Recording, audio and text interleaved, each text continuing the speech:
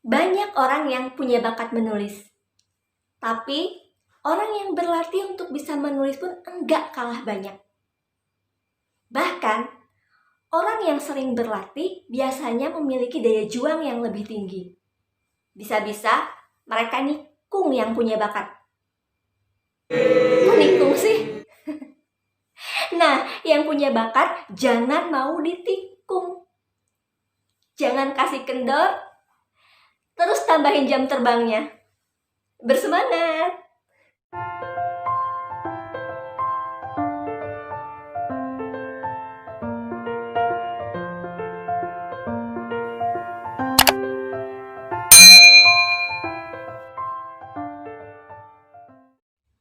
Assalamualaikum. Terima kasih sudah like video ini. Tonton sampai akhir ya. Beri like jika teman-teman suka, share jika bermanfaat, tekan tombol subscribe dan lonceng untuk update info-info terbaru. Motivasi menulis. Motivasi berarti kita akan berbicara tentang dorongan yang timbul pada diri sendiri, baik secara sadar maupun tidak sadar, untuk melakukan sesuatu. Gitu sih kata KBBI-nya. Jadi, kunci utamanya adalah diri sendiri. Sepakat ya? Diri sendiri. Kemarin saya diminta untuk membicarakan, ngobrolin tentang motivasi menulis. Berarti motivasi menulis ala Dini ya. Jadi, apa yang akan saya sampaikan tentunya akan lebih banyak bersifat subjektif. Karena itu pengalaman saya. Saya yakin teman-teman di sini udah pada jago nulis. Jadi, kita ngobrol santai aja, refresh aja ya.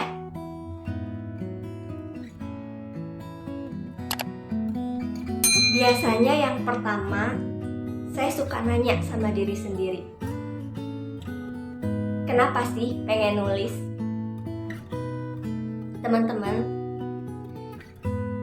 saya selalu ingin tulisan saya bisa menjadi sahabat yang baik untuk banyak orang, yang membangkitkan semangat mereka, menginspirasi, menghibur yang lagi galau, menguatkan yang lagi sedih, menambah wawasan, membawa perubahan, dan tentunya memberikan manfaat. Jadi, ketika menulis, ya itu semua tentang kita. Enggak cuma tentang saya, tapi saya juga memikirkan teman-teman. Saya yakin teman-teman juga pasti memiliki alasan yang sangat baik untuk memulai menulis. Enggak cuma asyik buat diri sendiri, tapi juga memberikan manfaat untuk orang lain. Kita kembali ke diri masing-masing. Yuk, afirmasi positif dulu. Kita awali dengan doa sesuai dengan keyakinan masing-masing. Bismillahirrahmanirrahim. Saya adalah seorang penulis. Saya bisa menulis. Saya akan berbagi kebaikan melalui tulisan. Amin ya robbal alamin. Aminkan ya teman-teman.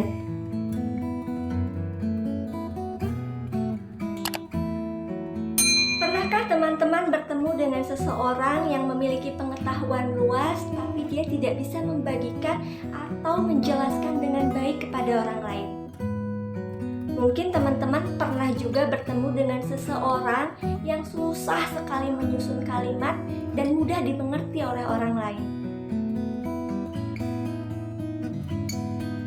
Sayang sekali ya, jika kita berlimpah pengetahuan, ide, inspirasi, tapi semuanya menguap begitu saja. Inspirasi yang hadir hilang tak berwujud. Pengalaman berharga tidak bisa dipetik sebagai pelajaran bagi banyak orang. Melihat masalah ini, menurut saya, menulis sudah bukan keinginan lagi, melainkan keharusan. Apapun bidang dan pekerjaan yang kita tekuni, kita harus punya keterampilan menulis. Ya. Menulis itu adalah skill, kemampuan, keterampilan. Jadi bisa dilatih. Titik. Gak ada urusan sama bakat.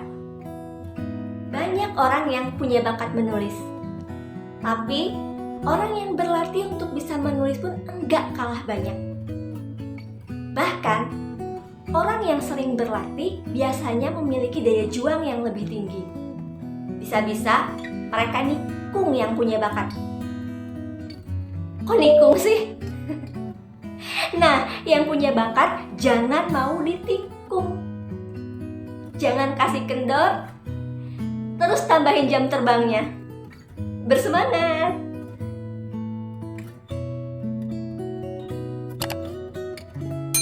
Ada 2 tahap menulis versi saya. Yang pertama, menulis tanpa jeda. Jadi, ibarat kita naik mobil, ngegas aja terus. Nggak usah tengok kanan kiri. Artinya, kita tulis aja dulu apa yang ada dalam pikiran dan apa yang kita rasakan. Nggak usah mikir dulu ini bagus atau enggak. Terus aja nulis. Yang kedua, menyunting atau editing.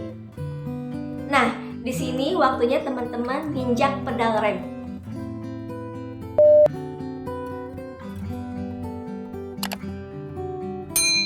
Coba tengok kanan, kiri, atas, bawah, depan, belakang. Ada yang bisa diketawain nggak? Ada yang bisa diceritain enggak?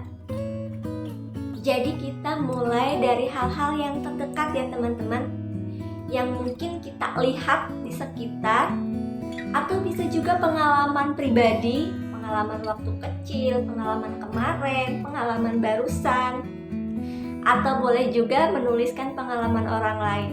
Tapi izin dulu ya sama orangnya. Di sebelah saya ada notes dan pulpen. Mereka berdua ini sahabat saya. Jadi kemana-mana saya selalu bawa mereka. Bahkan di rumah pun mereka selalu ada dekat saya. Fungsinya, selain karena daya ingat saya pendek untuk menuliskan hal-hal urgent yang harus saya lakukan, saya juga senang banget menuliskan kejadian-kejadian menarik yang ada di sekitar saya. Atau tiba-tiba melintas ide gitu, saya tangkap lalu saya tulis di sini. Tujuannya sebagai bank ide. Jadi suatu waktu saya pengen nulis, ya saya tinggal buka notes ini. Ada ide apa yang pernah saya tulis di sini, kemudian nanti saya tuliskan sebagai bahan tulisan. Acak-acakan ya, acak-adut tulisannya. Cuma saya yang paham. Ya, saya paham. Bahkan dengan menulis seperti ini, saya ingat betul dengan detail suasana ketika saat saya menulisnya. Ini sangat membantu sekali buat saya. Gak ada mereka berdua, to-do list saya kelar, memori saya juga kelar.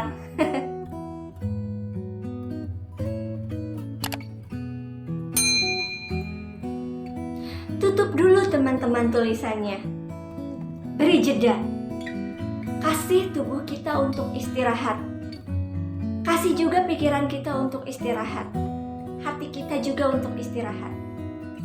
Refresh dulu lah. Jalan-jalan sekitar rumah misalnya. Cari yang seger-seger. Nyari angin. Atau lakukan hal-hal yang menyenangkan. Versi teman-teman ya. Karena mungkin hal-hal yang menyenangkan untuk satu dan lainnya berbeda. Yang suka ngebaso, ya jajan baso dulu. Yang suka ngobrol sama tetangga, ya ajak dulu tetangganya ngobrol. Jangan gosip ya.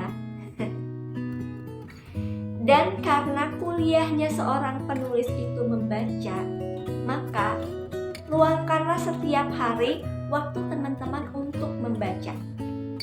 Aduh Teh Dini, kerjaan ibu-ibu itu, kerjaan emak-emak itu kan banyak, you know lah. Ya udah, nggak usah lama-lama, 30 menit saja. 30 menit saja. Kelamaan. 15 menit deh. Masih kelamaan juga. 5 menit. Yang penting teman-teman meluangkan waktu untuk membaca. Memberikan waktu untuk membaca. Dan dalam kamus saya, jika ingin jadi penulis, maka membaca adalah suatu hal yang wajib. Impact-nya luar biasa. Sepakat ya? No excuse.